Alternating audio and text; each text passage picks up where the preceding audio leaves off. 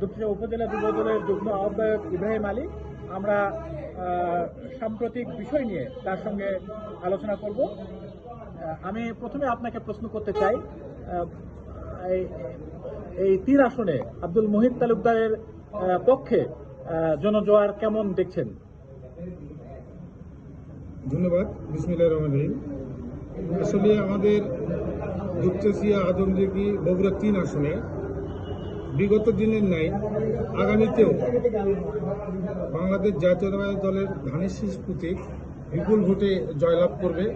এটা আমরা দুপচাঁচিয়া, আদমদীঘিবাসী এটা প্রত্যাশা করি।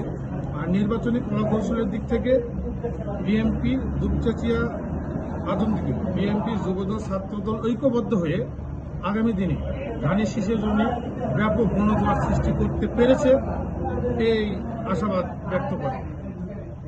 আপনারা জনগণের সঙ্গে কিভাবে যোগাযোগ রক্ষা করছেন, আর সেটা কি পর্যাপ্ত মনে হচ্ছে কিনা আপনার দৃষ্টিভঙ্গিতে আপনি বলবেন? আসলে জাতীয়তাবাদী দল তো একটি বৃহৎ দল। এই দলের শিকড় একেবারে তৃণমূল পর্যন্ত রয়েছে। আমাদের প্রতিটা ওয়ার্ডে এবং প্রতিটা ভোট সেন্টারে আমাদের পর্যাপ্ত পরিমাণ লোক রয়েছে। তাদেরকে দিয়ে একটি সুসংগঠিত নির্বাচন পরিচালনা কমিটি গঠন করা হয়েছে এবং তাদের মাধ্যমে নির্বাচন পরিচালিত হচ্ছে। আপনি কি মনে করেন যে প্রতিপক্ষের চাইতে আপনাদের যে ক্রিয়া কৌশল সেটা পর্যাপ্ত? আসলে এটা মনে করি বলতে কি, আপনারা তো জানেন জাতীয়তাবাদী দল অনেক একটি বড় দল। এখানে বিচক্ষণ ব্যক্তি এবং কলাকৌশল অবলম্বন করার মতো অনেক লোক রয়েছে।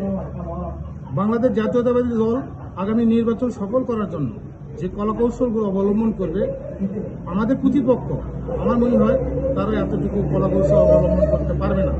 আমি তাই মনে করি বাংলাদেশ জাতীয়তাবাদী দলের প্রতিটা লোক খুব বিচক্ষণতার মধ্য দিয়ে আগামী নির্বাচনকে জয় হওয়ার জন্য ব্যাপকভাবে সাড়া দিচ্ছে এবং কলাকৌশল অবলম্বন করছে। আপনারা ভোটারদেরকে কি মেসেজ দিচ্ছেন আগামীতে জাতীয়তাবাদী দল ক্ষমতায় এসে ভোটারদের জন্য কি ধরনের সুযোগ সুবিধা নিয়ে আসছে? আপনারা কি ধরনের মেসেজ দিচ্ছেন? আমরা প্রতিটা মানুষের দ্বারে দ্বারে গিয়ে দেশনায়ক তারেক রহমানের যে মেসেজগুলো, এগুলো আমরা মানুষের মাঝে পৌঁছে দিচ্ছি। যেমন একটা ফ্যামিলির জন্য, বয়স্ক মহিলাদের জন্য যেমন ফ্যামিলি কার্ড এবং কৃষকদের জন্য কৃষক কার্ড। আগামী নির্বাচনে বাংলাদেশ জাতীয়তাবাদী দল জয়ী হলে অবশ্যই প্রতিটা ফ্যামিলি এবং কৃষকদের জন্য এই কার্ডগুলো নিশ্চিত করবে দেশনায়ক তারেক রহমান। এইরকমভাবে আমরা প্রতিটা পরিবারকে আশ্বস্ত করতেছি এবং তাদের